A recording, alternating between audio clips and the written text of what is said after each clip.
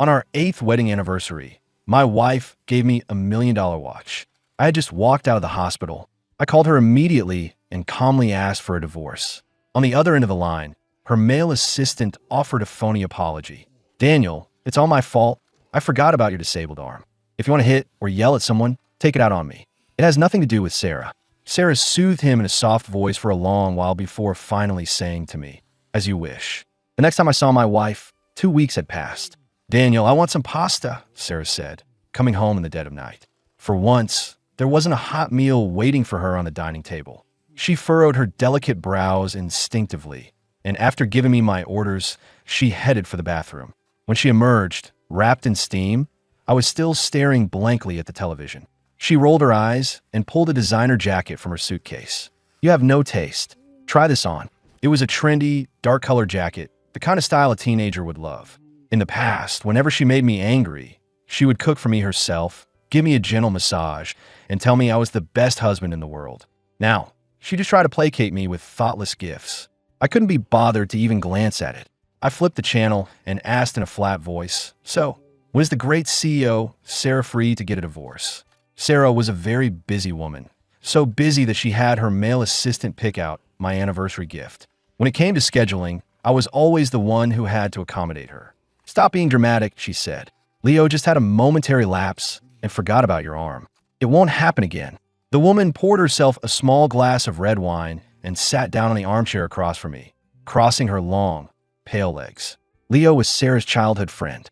He'd been infatuated with her forever, and the moment he graduated from his Ivy League school, he rushed to become her personal assistant. They were practically inseparable, even sharing a suite when they traveled for business. To be honest, I didn't blame Leo for constantly hovering around her. It takes two to tango. If she understood the meaning of boundaries in a marriage and just told him no, no man would be able to get near her. I let out a theatrical yawn, the corners of my eyes watering against my will. When I didn't respond for a long time, Sarah assumed the matter was closed. She asked about our 7-year-old son's latest test scores. I just shook my head with a wry smile. I don't know. I wasn't trying to be difficult or hide it from her. I genuinely didn't know. Sarah came from a prestigious family, the kind that believed in elite, high-pressure education. Our son, Logan, had been raised at the Kensington family estate in Greenwich since he was a toddler, his days packed with all sorts of lessons. It's almost funny. I'm his father, but I could count the number of times I got to see him on one hand. I had fought them on this countless times, but the powerful Kensington clan was completely indifferent. In their eyes, a guy like me from a working-class family in Queens marrying Sarah Kensington was a miracle I should thank my ancestors for. Anything more was pure delusion. Sarah rubbed her temples and told me sharply to focus more on our son. "If you keep this up, Leo is going to seem more like Logan's father than you do." I knew exactly what she meant. Yesterday was Friday, the one day of the week I was permitted to pick Logan up from school. I got there an hour early and waited until the sun went down and the school gates were locked. It was only then that Leo called to inform me that Mrs. Kensington had sent him to take Logan back to the estate for dinner. Through the phone, I could hear Sarah's voice in the background. She was speaking to Leo, her tone soft and laced with a smile, asking him if he wanted some soup. Snapping back to the present, I gave Sarah a smirk that didn't reach my eyes. "Well, isn't that perfect for you? I'll get out your hair right now, so you and Leo can finally be together." I don't know which word set her off, but she exploded in a fit of rage, pointing a finger at my head.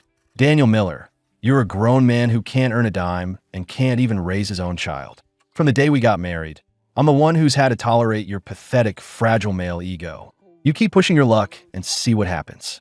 Honestly, I get more satisfaction out of owning a dog than having you around." After she finished her tirade, she stood up to go back to the bedroom. It was then that I spoke, my voice casual. "Oh, by the way, I forgot to mention. I know about the miscarriage. It happened one night 3 months ago. Sarah, who was pregnant at the time, ignored my protests and rushed out the door the second Leo called. She didn't come home until the next morning, completely drunk. Not long after she got back, she started crying that her stomach was in agony. I ran 3 red lights, getting her to the emergency room as fast as I could. When she came out of the ER, she mumbled something about it being nothing, just some bad food. It wasn't until a month ago, while I was joyfully setting up the nursery for the daughter we were expecting, that I found out from someone else that Sarah had lost the baby. The most ridiculous part is that when I learned the baby was gone, I covered my face and cried, but it was a cry of relief.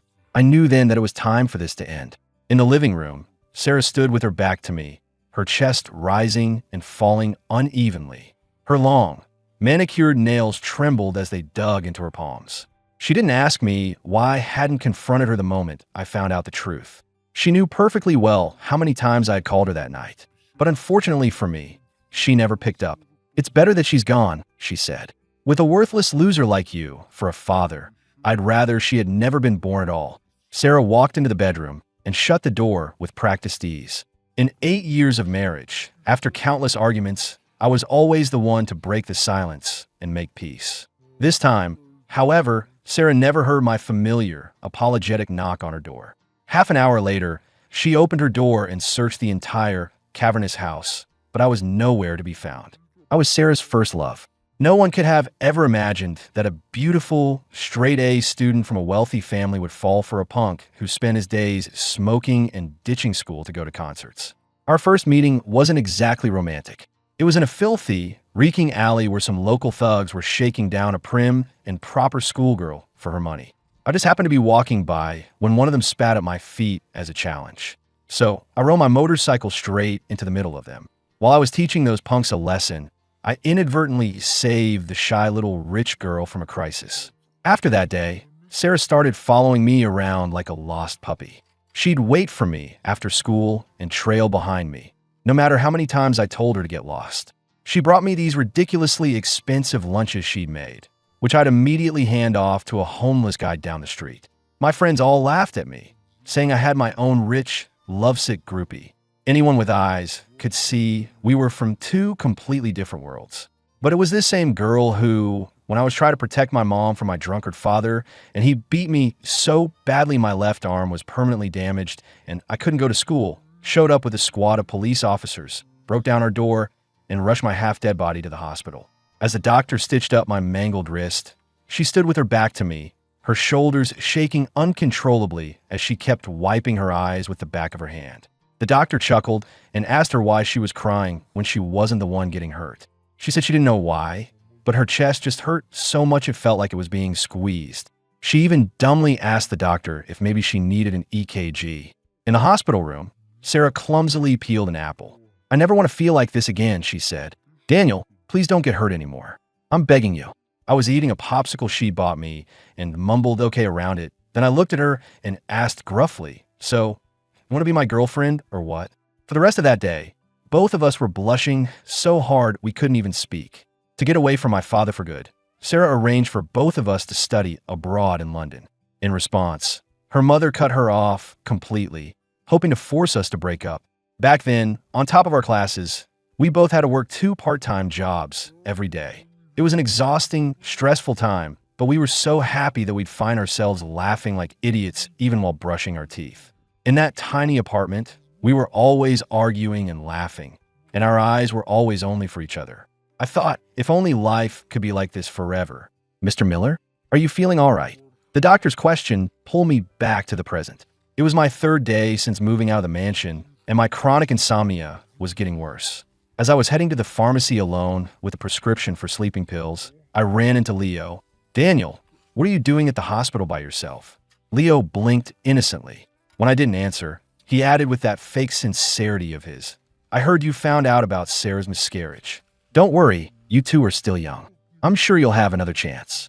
"You can rest assured there won't be," I said. Just as the words left my mouth, I saw Sarah walking toward us, her beautiful face set like stone.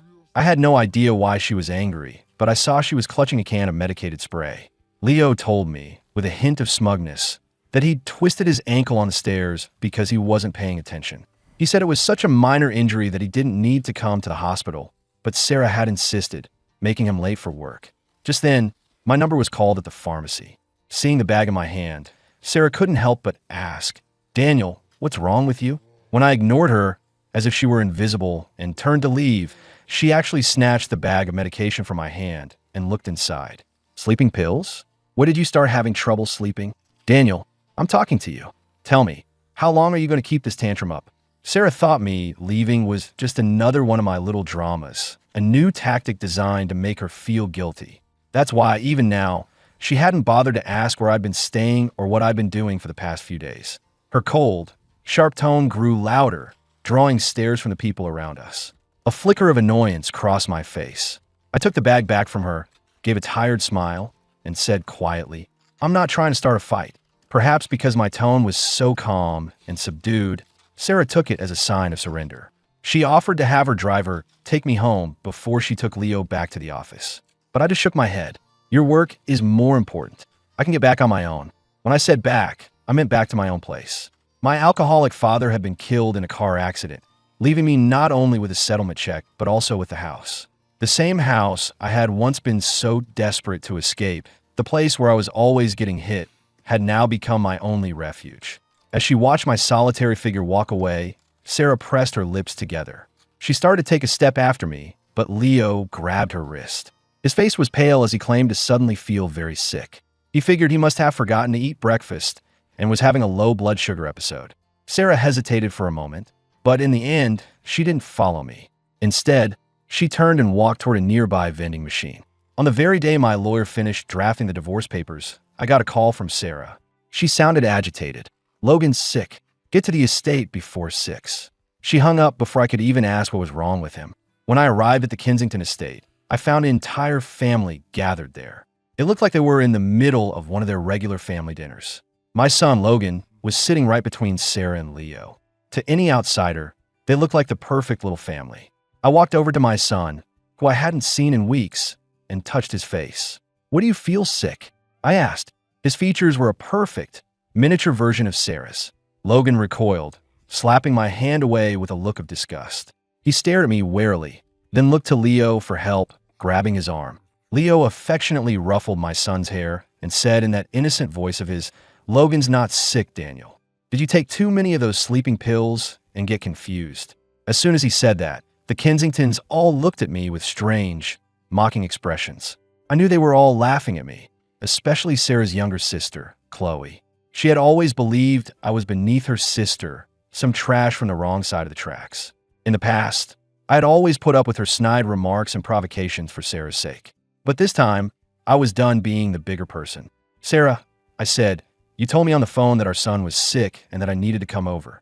I dropped everything to get here, and now your little boyfriend tells me nothing's wrong. So which one of you is lying? Or are you two the ones who are actually sick in the head?"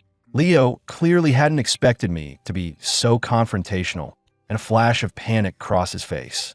He opened his mouth to explain, but I cut him off, looking down at him with contempt. "Leo, if you want to be some married woman's lapdog, that's your business. But don't you dare use my son as a pawn in your little games, or you'll regret it." The blunt insult made Leo's face flush with color, his eyes turning red.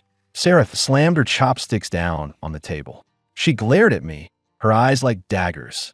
"Logan has had a cold for days. Have you shown a single ounce of concern as his father? And another thing, you're late. Since you clearly have no concept of time, you can go eat in the kitchen with the staff." Sarah's word was law in this house. No one dared to defy her. A flicker of glee crossed Leo's face, and he watched me with a sly expression, waiting for the drama to unfold. Chloe raised an eyebrow at me, her eyes filled with undisguised contempt. With everyone watching, I walked over to the housekeeper, Mrs. Davis. "Mrs. Davis, when you have a day off, you should come over to my place. I'll cook for you." I didn't want her to think I felt embarrassed about eating with the staff. After I said that, I met Sarah's gaze and gave her a scornful smile. "Sarah, you make me sick." As I turned to leave, Sarah shot up from her chair and grabbed my arm, her beautiful eyes blazing with fury. "Where do you think you're going? Did I say you could leave?" For the first time ever, I swore at her. "It's none of your damn business. Let go of me now, or I swear I'll make you." After getting a look from Leo, Chloe started in on me. "Daniel, you haven't changed a bit after all these years. You still have no class. You can take the boy out of Queens, but you can't take Queens out of the boy." Hearing this, Sarah actually turned on her sister. "Chloe, shut your mouth." I wrenched my arm from Sarah's grasp. The sharp pain from my scarred wrist ignited a rage that had been simmering inside me for years. I scanned the room, my cold gaze finally landing on Chloe's ugly, sneering face.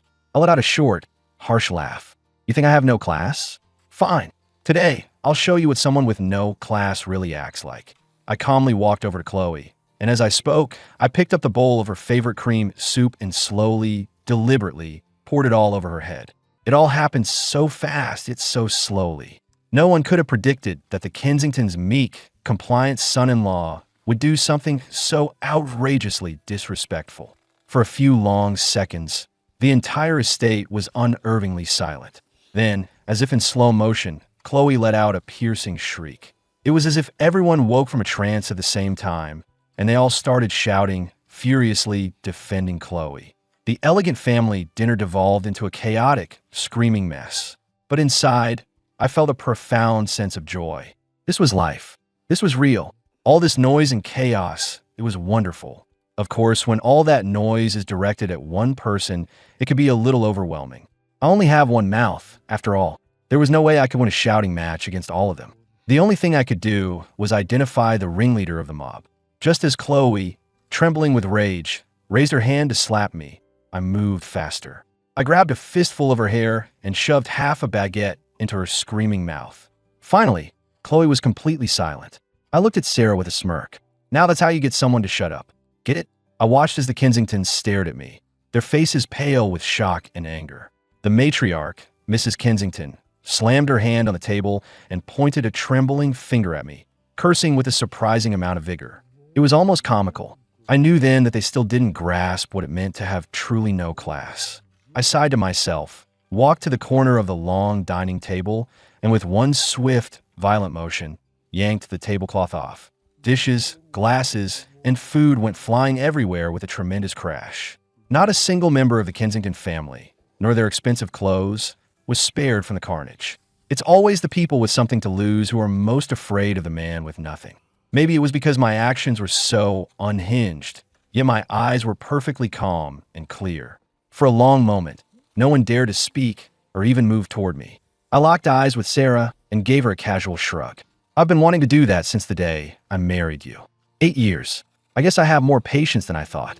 The good news was from this moment on, I didn't have to hold anything back. Mrs. Kensington clutched at her chest, her voice shaking as she ordered Sarah to divorce me immediately. Before I could even thank her for granting my wish, Sarah announced to everyone that I'd been in a very fragile mental state lately and that they shouldn't take me seriously. Then she turned to me. Daniel, you'll clean this up. This is the last chance I'm giving you. The moment she said it, Leo and the rest of the Kensingtons stared in disbelief. Even I had the sudden urge to check her forehead for a fever. Was she delirious? You're insane, I muttered. Then I pulled out the divorce papers. In front of everyone, I tossed them at her. Logan, I said, Dad has decided to divorce your mother. But that doesn't mean I don't love you. I'll come see you whenever I can. With that, I walked out the front door of the Kensington estate without a backward glance. As I was about to start my car, I saw Sarah in the rearview mirror running out after me with Leo trailing behind. I could see her hand was bleeding, cut by the shards of broken porcelain. She seemed oblivious to the pain, pounding on my car window, ignoring Leo's pleas for her to take care of the cut. She just kept demanding that I get out of the car so we could talk. Daniel. Sarah clearly never imagined I would just ignore her. I slammed my foot on the gas and sped away, leaving her in a cloud of dust. That night, my phone wouldn't stop ringing. Even after I silenced it, the screen kept lighting up and going dark again. Finally, I couldn't take it anymore and just pulled out the SIM card. When her calls wouldn't go through, Sarah started blowing up my iMessage. She asked when I had started planning this divorce. Was it just because of that $1 million watch? If that was it, she'd already apologized. She didn't understand why I couldn't just let it go. She said I couldn't just throw away 8 years of our life together over someone else's mistake. Our son was still so young. Surely I wouldn't be cruel enough to deny him a complete family. I thought for a moment, then sent her a single reply. You need to calm down. For the past few years, that had been Sarah's favorite thing to say to me whenever I got hysterical. I knew exactly how powerful those words were. And sure enough, within 2 minutes of me sending that message, Sarah went completely silent. For the next week, I didn't hear from Sarah at all, but I knew she was around. I saw her car cruising slowly through my neighborhood more than once. I was on my rooftop watering some plants when I saw the familiar license plate. I gave a lazy stretch and went back inside without a second thought. We weren't officially divorced yet, but I had already started my new life. I got a part-time job at a convenience store near the park in my neighborhood. I've been unemployed for so long, I was starting to forget how to have a normal conversation with people. Luckily, most of the customers were patient and kind. There was one, a young college student, who came by every day with her golden retriever. Sometimes she'd ask me to watch her dog for a minute while she ran inside. After a while, we got to know each other, and I found out she lived in my building just a few floors down. Sometimes I'd run into her in the evenings when she was walking her dog, and we'd chat for a bit or walk a block together. Sometimes she'd bring me leftovers if she cooked too much. We became friends. Then, just before the weekend, I finally got an iMessage from Sarah. She told me to come to her office to deal with the divorce papers. Sarah never used to like me visiting her at the office. I guess she didn't want her loser husband embarrassing her in front of her employees. I had just finished my shift at the store when I got her message. So I showed up at her office, still wearing my work uniform. While I got there, Sarah was on a call. She glanced at me a few times and gestured for me to sit down and wait. I noticed Leo wasn't around, so I skipped the coffee and just started playing a game on my phone. I didn't realize Sarah was standing right behind me, watching me play until I'd run out of lives. "Just sign it," she said. Sarah averted her eyes and tossed a set of divorce papers onto the coffee table. I didn't sign them right away like she wanted. Instead, I started carefully reading through all the clauses. The offer was more generous than I'd expected, but I've been watching a lot of videos from divorce lawyers online lately, so I wasn't about to be fooled. I told her I wanted the overseas property she'd bought in the last 2 years, and in exchange, I wouldn't ask for any of her original shares in the company. Sarah was taken aback for a second, but she quickly called her lawyer and had a revised agreement sent over. Just as I was about to put pen to paper, Sarah covered the signature line with her hand. "Read this carefully," she said, her expression dark. "I get full custody of Logan. Once you sign this, you will have absolutely no legal connection to him." I knew that, of course.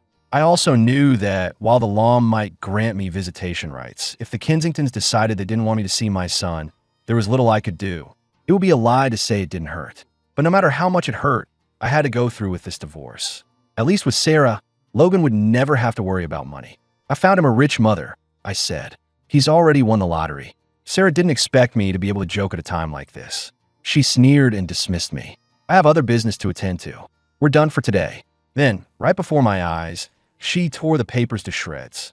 I was silent for a moment, then I laughed mockingly. "It doesn't matter. I'll just file myself, because I'm so tired of you.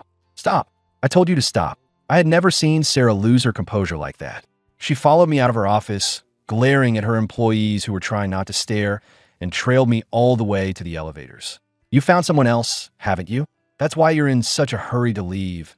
You're going to meet her." When I didn't answer, she continued, "If that's not it, then how can you be so heartless that you just abandon your own son?" The elevator doors opened, and Leo stepped out. He was supposed to have the day off, but I guess one of his co-workers must have tipped him off that I was here. Leo came from a respectable family and cared about appearances, so he quietly urged Sarah to just let me leave. But she shoved him away, her brow furrowed in anger. "This is between me and my husband. Who do you think you are to tell me what to do?" The color drained from Leo's face. He glanced around, not missing the whispers and pointed looks from the other employees. Before today, pretty much everyone in the office assumed he and Sarah were a couple. After a scene like this, he was probably imagining all the gossip that would be flying around about him being the boy toy who got dumped. Leo's face darkened, and he stormed off toward the stairwell. I smiled faintly at Sarah. "You'd better go after him." I never really hated Leo. The only person who betrayed our marriage was Sarah. I started getting in touch with some of my old friends again. There was Mike, Chris, and me. We were the Three Stooges. They were the guys who'd been there with me through everything, the ones who helped me survive my toxic family and all the crap that came with it. They'd always known where I lived and had my number. But as we got older, there was this unspoken understanding between us, and they never wanted to intrude on my new life. I told them everything about Sarah, all the horrible things she'd done. After a few beers, they were ready to drive up to Greenwich and burn the Kensington estate to the ground. We were just three middle-aged guys, each with our own set of problems, and after laughing our heads off for a while, we all just broke down and cried.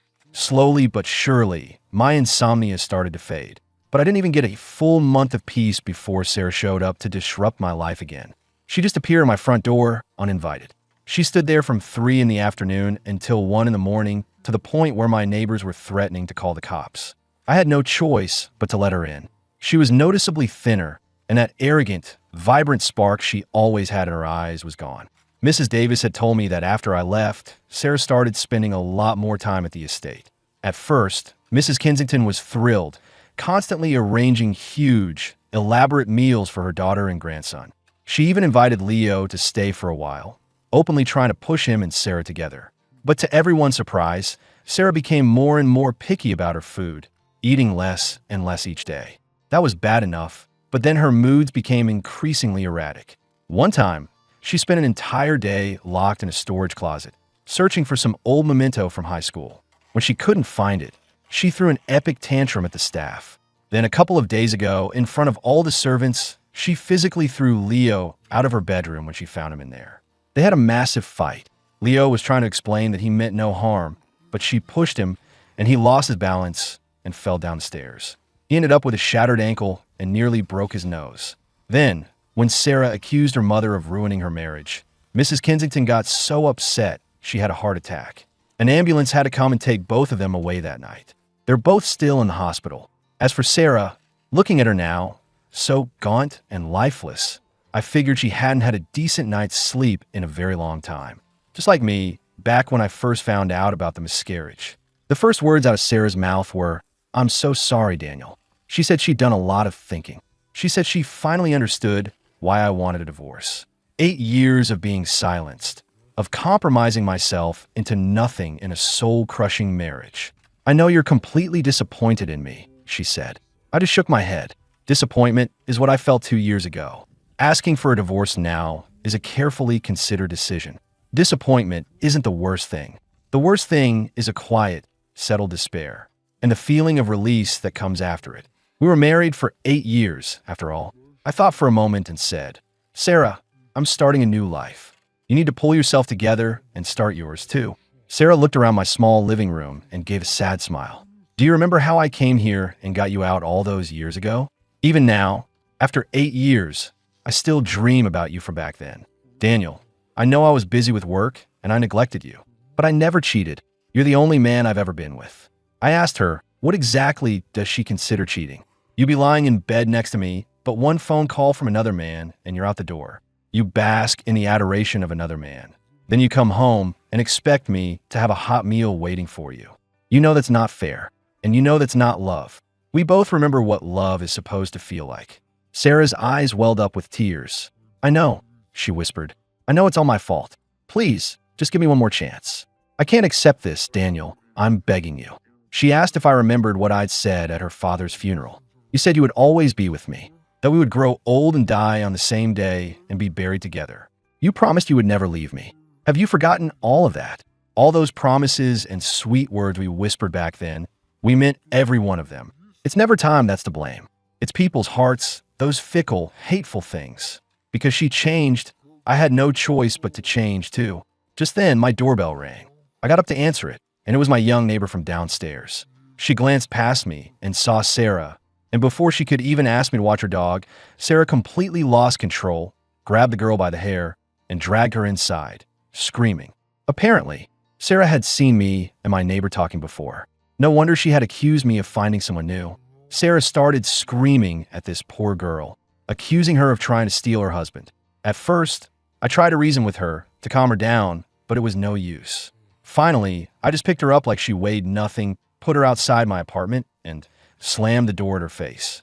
For over an hour, Sarah acted like a lunatic outside my door, screaming and crying. I refused to open it and eventually called building security. In the end, they had to call the police to remove her. After that incident, Sarah didn't bother me again. About 2 months later, Mrs. Kensington, now out of the hospital, contacted me. In a surprising change of tune, she said that Logan missed me and asked if I had time to come see him. I showed up at his school on my new Harley-Davidson, decked out in full leather riding gear. I can guarantee you, there wasn't a cooler single dad in the pickup line that day. Kids are easy to impress. Anything new and cool is enough to win them over. I took Logan to get the one thing he'd always wanted to try, but the Kensingtons would never allow: greasy American fast food. After he finished, he asked if I could pick him up again next week. I smiled, helped him with his helmet, and drove him back to Greenwich. I wasn't planning on going inside, but Mrs. Kensington and Mrs. Davis stopped me at the door. The old woman gave me a complicated look and insisted I at least come in for a cup of tea. Logan also begged me to come up to his room to play. So, to make him happy, I agreed. On the 3rd floor, I happened to glance into the study and saw Sarah. She was dressed down, working from home, in the middle of a video conference. I froze, staring for I don't know how long, until Logan tugged on my sleeve and pulled me into his room. I played with him for a while, my mind elsewhere. Finally, I checked the time. Dad has to go home now, I told him. I'll come see you again next week if I can. Can I come home with you? He asked. And bring Mommy with us? Blood is thicker than water. I didn't know if the Kensingtons had put him up to this, but I could tell his wish was genuine. Maybe someday, buddy, I said, but it'll just be you and me. We're not bringing Mommy. I wouldn't lie, not even to a child. I didn't want to give him false hope only to let him down. When I walked out of his room, Sarah was standing down the hall, waiting for me. She smiled at me. Daniel, are you hungry? I had just eaten a huge meal less than 2 hours ago, but when I saw the new lines etched around her eyes, I paused. I didn't refuse her unspoken invitation. Starving, I said, "What? Is the great Sarah Kensington going to cook for me?" "Yes," she said. "I'll make you something." We went down to the main kitchen on the first floor. It was empty. Sarah asked me what I wanted, and when I said anything was fine, she took out a clean, white ceramic pot. She started washing rice to make congee. The truth is, Sarah was actually a pretty good cook. When we were in London, I was always craving Chinese food. We couldn't afford to eat out, so after a long day at her part-time job, she'd go to the Asian market at 9 o'clock at night to pick through the discounted vegetables and meat, just so she could make me something different and delicious. She didn't make congee often, usually only when I was sick and didn't have much of an appetite. Thinking back on those days, a faint smile crossed my lips without me realizing it. I didn't rush her, and she didn't try to make small talk. She focused on the congee, and I focused on waiting. For just a second, it felt like nothing between us had ever changed. This was the longest it had ever taken her to make it. I don't know if the heat was too high or if she just let it go for too long, but soon the smell of something burning filled the kitchen. Sarah seemed to ignore it. Finally, without even turning off the stove, she lifted the pot and brought it over, serving me a heaping bowl. From this close, I could see the bottom was completely scorched, but I didn't say a word. I just started eating the delicacy I knew I would never taste again. "Is it good?" she asked, desperate to know if I liked it. When I nodded, she didn't seem to believe me. She grabbed a spoon and took a small taste from my bowl. It was horribly bitter. There was no seasoning, and the burnt taste from the bottom of the pot made it almost inedible. How did this happen? I heard her whisper to herself. She said she was sure she'd added sugar. "Don't eat that. I'll make you a new batch." She reached out to grab my bowl, but she seemed to forget the congee was scalding hot. Her hand recoiled in pain, and the bowl slipped, spilling its contents all over the table. I frowned. "Sarah, stop. I'm full." "No, it wasn't good," she insisted. "Daniel, just wait. It won't take long." As she spoke, she started trying to clean up the hot mess with her bare hands. I watched as her delicate skin turned red, then began to swell and blister from the heat. I spoke coldly. "Stop playing the victim. I don't feel sorry for you at all." I wasn't lying. Looking at her now, with streaks of gray already showing in her hair, all I felt was a twisted sense of satisfaction. A feeling that karma had finally come for her. She had brought all of this on herself. She deserved every bit of it. Sarah just stared at me, her eyes vacant for a long, long time. She would never understand how someone could just say they've stopped loving you and actually mean it. After I left, Sarah sat alone in that kitchen all night. Not long after that, she got sick. It started with acute pneumonia that left her frighteningly thin. After she was discharged from the hospital, she started suffering from terrible insomnia, unable to sleep night after night. Eventually, she became completely dependent on medication just to get a few hours of sleep. Mrs. Kensington swallowed her pride and begged me to go see her daughter. I ignored her completely. The Kensingtons called me cold-hearted and cruel and told Logan he was never to see his so-called father again. But they forgot that a child isn't a doll. He has his own mind and his own sense of what's right and wrong. For the most part, Sarah turned a blind whenever I kidnapped Logan for an afternoon to let him have the kind of fun a boy his age should be having. A month passed, then 3, then 6. Sarah finally understood that there was no going back for us. But even then, she chose to live in denial. In a world she had built inside her own head, we were still back in that tiny, love-filled apartment in London. After she took her pills and finally fell asleep, she could dream that we were still happy together. In the end, I was the one who had to file the papers. The first petition was denied. The second time, because we had been legally separated for long enough to prove the marriage was irretrievably broken, it was granted. The divorce made me a very eligible bachelor. I didn't buy a new place. I just renovated my old house, making it a comfortable and peaceful place to live. The college student with the dog confessed she had feelings for me. After I gently turned her down, she was graceful about it and kept her distance. It's not that I've sworn off relationships. In fact, now that I'm officially single, I'm open to dating interesting women I connect with. I just no longer make love the center of my universe. My own happiness, my own feelings, that's what's most important now. I bought a fully loaded Hummer, and my two best friends and I took a road trip out west through Utah and Arizona. The whole way, we just ate, drank, and sang at the top of our lungs. This, I thought, is what life is all about. As long as you're still breathing, you have to live the life you want. And one day, you'll finally find out who you really are.